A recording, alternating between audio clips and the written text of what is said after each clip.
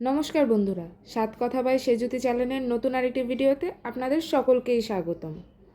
আমি আজকে আপনাদের মাঝে শেয়ার করব ইউনিক স্টাইলে ডিম রান্না। বলতে পারেন এই রান্নাটা আমি নিজেই আবিষ্কার করেছি। আমার মতো আপনারা কে কে এভাবে ট্রাই করেছেন সেটা কিন্তু আমাকে কমেন্টের মাধ্যমে জানাবেন। আর যারা এখনও ট্রাই করেনি তারা আজকের ভিডিওটা দেখে একবার হলেও বাসায় ট্রাই করবেন। আমি যখন এই রান্নাটা বাসায় রান্না করলাম তখন দেখলাম বাসার সবাই এই রান্নাটাকে খুব পছন্দ করেছে। তাই আমি ভাবলাম কেন না আপনাদের সাথেও এটা আমি শেয়ার করি। বন্ধুরা চলো তাহলে বেশি দেরি না করে আজকের রান্নার ভিডিওটি শুরু করি। প্রথমেই আমি ডিমটাকে ফাটিয়ে নেব। আমি ডিমটাকে ফাটানোর জন্য কিন্তু একটা বাটির মতো নিয়ে নিয়েছি। তোমাদের কাছে যে ছোট টিফিনের কৌটো থাকবে তোমরা সেটা নিয়ে নেবে। ডিমটা ফাটিয়ে আমি এর মধ্যে দিয়ে দিব স্বাদ মতো একটু লবণ। লবণটা দিয়ে আমি লবণের সাথে ডিমটাকে খুব ভালোভাবে মিক্সড করে নেব। এই মিক্সড করাটা যতটা ভালো হবে ততটাই কিন্তু ডিমটা ফুলবে। তাই তোমরা চেষ্টা করবে এটাকে খুব ভালোভাবে মিক্সড করার। দেখো বন্ধুরা আমি কত সুন্দর করে এটাকে মিক্সড করেছি। এখন এই ডিমের বাটিটাকে আগের থেকে গরম জল করে রাখা পাত্রের মধ্যে দিয়ে দেব। আমি আগে থেকেই গরম জলটা করে রেখেছিলাম, তোমরাও করে নেবে। এখন এটাকে আমি কিছুক্ষণের জন্য ঢেকে রাখবো। 2 মিনিটের মতো সময় দিলেই হবে। দেখো বন্ধুরা আমি ঢাকনাটা 2 মিনিটের মতো রেখেছিলাম। ডিমটা কত সুন্দর করে ফুলে উঠেছে। এখন আমি চারপাশে চামচের সাহায্যে একটু ছাড়িয়ে নেব। এতে হবে কি ডিমটা খুব সহজেই উঠে আসবে। দেখো বন্ধুরা আমি চারদিকটা ঘুরিয়ে নিয়েছি, ডিমটা কিন্তু এখনই খুব সুন্দর করে উঠে যাচ্ছে। এখন আমি এটাকে একটা প্লেটের মাধ্যমে তুলে নেব। আমি একই প্রসেসে আরও দুটো ডিম ঠিক এরকমভাবেই করে নিয়েছি। তোমরা সাইডে যে অমলেট ডিমটা দেখতে পাচ্ছ সেটাও আমি প্রথমে করেছিলাম, কিন্তু এইভাবে ডিম করাগুলোকে আমার সবচেয়ে বেশি সুন্দর লাগছিল, তাই আমি ওরকমভাবে করিনি। তোমরা যদি কেউ করতে চাও তাহলে করতে পারো। তোমরা যদি কেউ অমলেটভাবে এরকম ডিম রান্নার ভিডিও চাও তাহলে কিন্তু এখনই আমাকে কমেন্ট বক্সে জানাও। আমি অবশ্যই তোমাদের মাঝে এরকম রান্না করে ভিডিও শেয়ার করব। আমি ডিম রান্না করার জন্য এখানে মাঝারি সাইজের দুটো আলু নিয়ে নিয়েছি। এই আলু দুটোকে এখন আমি এই কুচোনোর সাহায্যে খুব সুন্দর করে কুচিয়ে নেব। আলু কুচো করে মেশিনটা দিয়ে আলু কুচো করাটা যদি তোমাদের কাছে কঠিন মনে হয় তাহলে তোমরা ছুরি দিয়ে আলুটাকে কুচো কুচো করেও কেটে ফেলতে পারো। দেখো বন্ধুরা আমি কত সুন্দর এবং সহজেই আলুগুলোকে কুচো করে ফেলেছি। এখন আমি এই আলুগুলোর মধ্যে 1 মগ জল দিয়ে দেব, কারণ এই সময় যদি জল না দিই আলুগুলো কিন্তু কালো হয়ে যাবে। তাই তোমরা অবশ্যই এই সময় 1 মগ জল দিয়ে আলুটাকে একটু ভিজিয়ে রাখবে। এখন আমি কড়াইতে তেল দিয়ে চুলাতে বসিয়ে দেব এবং তেলটাকে খুব সুন্দর করে গরম করে নেব। আমি এখানে সাদা তেল ব্যবহার করেছি। তোমরা চাইলে তোমাদের মন পছন্দ তেল দিয়ে কিন্তু এই রান্নাটা করতে পারো। তেলটা যখন আমার খুব ভালোভাবে গরম হয়ে গিয়েছে তখন আমি এর মধ্যে দিয়ে দিব কুচো করে কেটে রাখা পেঁয়াজ। পেঁয়াজটা দিয়ে আমি পেঁয়াজটাকে না হালকা একটু বাদামি রং করে ভেজে নেব। বন্ধুরা এ সময় তোমরা যদি পেঁয়াজটাকে একটু বাদামি রং করে ভেজে নাও তাহলে দেখবে রান্নাটা থেকে কিন্তু তোমাদের পেঁয়াজের ফ্লেভার খুবই ভালো আসবে। তাই তোমরা অবশ্যই যে কোনো রান্না করার সময় পেঁয়াজটাকে একটু হালকা একটু বাদামি রং করে ভেজে নেওয়ার চেষ্টা করবে। দেখো বন্ধুরা আমি কত সুন্দর করে হালকা বাদামি রং করে পেঁয়াজটাকে ভেজে নিয়েছি। পেঁয়াজটা আমার যখন ভাজা হয়ে যাবে তখন আমি এতে কুচো করে কেটে রাখা যে আলুটা আমরা ভিজিয়ে রেখেছিলাম সেটাকে আমি এর মধ্যে দিয়ে দেব। আলুটা দেওয়া হয়ে গেলে আমি পেঁয়াজের সাথে আলুটাকে খুব সুন্দর করে মিক্সড করে নেব। আলুর সাথে পেঁয়াজটা যখন খুব ভালোভাবে মেশানো হয়ে যাবে তখন আমি এতে দিয়ে দেব কয়েকটা চেরা কাঁচা লঙ্কা। কাঁচা লঙ্কাটাকে এখন আমি খুব সুন্দর করে আলুর সাথে ভালোভাবে মিশিয়ে নেব। এখন আমি এতে দিয়ে দেব স্বাদ মতো লবণ, হলুদের গুঁড়ো ও মরিচের গুঁড়ো। আমি এখানে 1 চামচের মতো মরিচের গুঁড়ো দিয়েছি। তোমরা তোমাদের স্বাদ অনুযায়ী মরিচের গুঁড়োটা দিয়ে নেবে। মরিচের গুঁড়ো দিয়ে আমি এখানে দিয়ে দেব সামান্য একটু আদা বাটা। সব মশলাগুলো দেওয়া হয়ে গেলে আমি এখানে দিয়ে দেব সামান্য একটু জল। একটু জল দেওয়ার ফলে আলুর সাথে কিন্তু মশলাগুলো আমার মিক্সড করতে খুবই সুবিধা হবে এবং খুব ভালোভাবে এটা মিক্সডও হবে।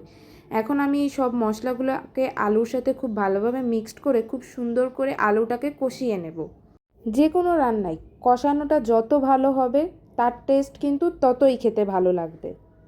তাই বন্ধুরা যখনই তোমরা রান্না করবে মশলাটাকে কিন্তু খুব সুন্দর করে কষিয়ে ফেলবে, কারণ এই কষানোর উপরই ডিপেন্ড করে রান্নাটা খেতে কত স্বাদ হবে।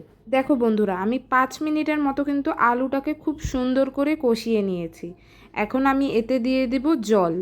আমি এখানে ঠিক 2 মগের মতো জল ব্যবহার করেছি, কারণ আমি এই রান্নাটা খুবই মাখো মাখো করব। তোমরা যদি এই রান্নাটা কেউ পাতলা ঝোল খেতে চাও তাহলেও তোমরা পারো, সেই হিসেবে তোমাদের পরিমাপ অনুযায়ী তোমরা জলটা দিয়ে নেবে। কিন্তু আমি বলবো বন্ধুরা, এই রান্নার আসল স্বাদ পাওয়ার জন্য তোমাদের কিন্তু এই রান্নাটা একটু মাখো মাখো রান্না করেই খেতে হবে।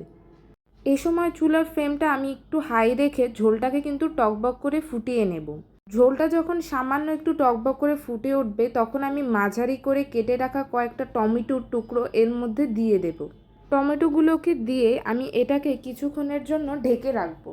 বন্ধুরা, এটাকে আমি প্রায় 5 মিনিটের মতো এরকমই ঢেকে রেখেছিলাম। চলো দেখি এখন কি অবস্থা হয়ে গিয়েছে। দেখো বন্ধুরা, ঝোলটা কত সুন্দর করে টকবক করে ফুটে উঠেছে এবং টমেটোগুলোও কিন্তু খুব সুন্দর করে নরম হয়ে গিয়েছে। ঝোলটা যেহেতু টকবক করে ফুটে উঠে গিয়েছে, তখন আমরা ভাপিয়ে যে ডিমটা তৈরি করে রেখেছিলাম সেগুলো এর মধ্যে এক এক করে সাজিয়ে সুন্দর করে দিয়ে দিব। এখন আমি খুব আলতো হাতে ডিমগুলোকে ঝোলের সাথে খুব সুন্দর করে মিশিয়ে নেব। আপনারা যদি এই সময় একটু জোরে নাড়া দেন তাহলে কিন্তু ডিমগুলো ভেঙে যাওয়ার সম্ভাবনা থাকবে, তাই এই কাজটি করার সময় আপনারা অবশ্যই একটু সতর্ক থাকবেন।